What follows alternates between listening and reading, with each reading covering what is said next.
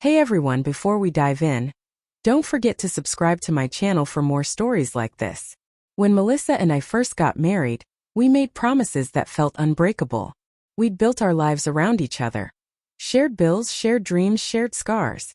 But somewhere along the line, those promises began to fade like ink washed by time. Her laughter, once a melody that filled our home, had turned into something sharp, hollow, like a knife hidden behind a smile. I tried to ignore the change, convincing myself it was stress, exhaustion, or maybe just the rhythm of long-term love. But denial only lasts until truth kicks the door open.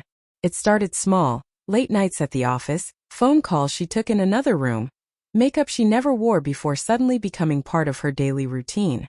"It's just work," she said whenever I asked. "You wouldn't understand how demanding my job's gotten." I wanted to believe her. God knows I did. But then one night, she came home smelling of cologne that wasn't mine, and something in my chest snapped. I confronted her. She didn't cry or deny it. Instead, she smirked, like the truth wasn't a burden but a weapon she'd been waiting to use. "You think everything belongs to you, don't you?" she said coldly. "Even me. But newsflash, Daniel. My lips don't belong to you anymore." Her words cut deeper than any betrayal could. It wasn't just what she said, it was how she said it. Detached. Free. Like she'd rehearsed the line 100 times before saying it. My world spun, and for a moment I couldn't breathe. I wanted to scream, to demand answers, to make sense of how we'd gone from partners to strangers standing in the ruins of a home we built together. But instead I laughed. A bitter, hollow laugh that scared even me. "Then you can keep your debts too," I said. The words slipped out like venom. Unplanned, raw, final. She blinked, confused, and for the first time I saw fear flicker in her eyes. Maybe she thought I'd beg or fight for her like before. But that version of me, the man who tolerated her lies, died the moment she said her lips belonged elsewhere. The silence that followed was deafening. She tried to say something, but I'd already turned away. I didn't need her explanations anymore. Sometimes closure isn't about understanding. It's about realizing you deserve peace more than proof. Melissa didn't leave that night. She lingered in the living room, pacing like a trapped animal, her confidence cracking under the weight of what she just heard. I could feel her eyes on me as I packed my laptop and a few essentials into a bag, but I didn't look at her. There was nothing left to say that wouldn't rot us both from the inside out. "Daniel," she finally whispered, her voice trembling. "You don't mean that. You're just angry." I zipped the bag slowly, keeping my tone calm. "You're right. I'm angry. But I'm also done." Her face fell, confusion giving way to desperation. "What do you mean done? You can't just walk away after everything." "After everything?" I cut in sharply. "Melissa, I gave you everything. My trust, my patience, my time. And you traded it all for office lights and whispered lies." She flinched. "It wasn't like that," she murmured, her voice barely audible. I turned then, meeting her eyes for the first time in what felt like forever. "Then tell me what it was like," I said quietly. "Tell me why you smell like another man's cologne. Tell me why you said your lips no longer belong to me." She opened her mouth but no words came out. Just silence. That same silence that had been filling our house for months, slowly choking the life out of what used to be love. I walked toward the door. "You said your lips don't belong to me," I repeated, my voice steady now. "Fine. But everything that came with this marriage, the debts, the bills, the obligations, those were part of the deal too. And now you can keep all of that."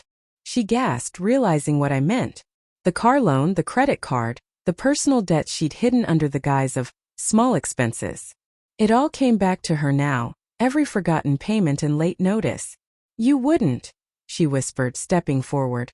"I already did," I said, hand on the doorknob. "The accounts are yours. The names are switched. You wanted freedom, Melissa. Congratulations, you've got it, down to the last dollar." Her expression crumbled. The woman who once prided herself on control suddenly looked powerless. I didn't feel joy or revenge, just a cold, quiet relief.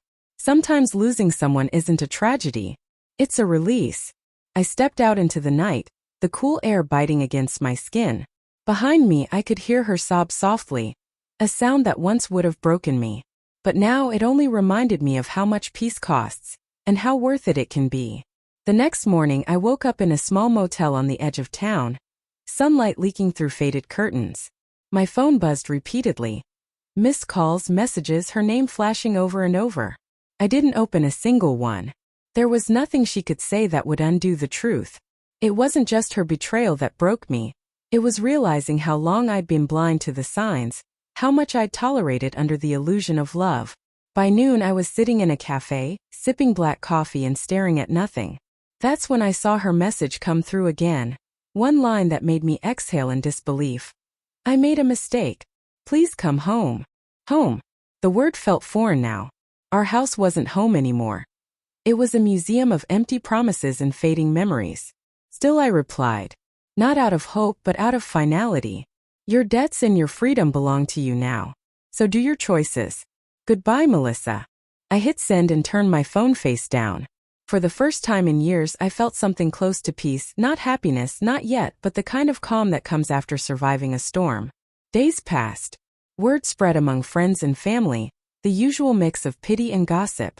Some called me heartless for leaving her like that, others called me brave. I didn't correct anyone. People always have opinions about pain they never lived through. Melissa tried again a week later, an email this time. She wrote that she was sorry, that she missed the way I used to look at her, that she didn't realize what she was losing. But I'd learned something about love. When it's real, you don't have to beg for it to stay. And when it's gone, no apology can bring it back. Months went by. The divorce papers came, signed without hesitation. I settled into my own rhythm. Early mornings, long walks, dinners alone that didn't feel so lonely anymore. Healing doesn't happen all at once. It sneaks up on you in quiet moments when you realize you no longer ache. Sometimes I think back to her words. My lips don't belong to you anymore. I used to hate that sentence. Now I understand it. She was right. Her lips didn't belong to me. But what she forgot was that loyalty, respect, and honesty weren't mine to own either. They were hers to give. And when she stopped giving them, the marriage ended itself. In the end, I didn't lose a wife. I just stopped holding on to someone who'd already let go. The end.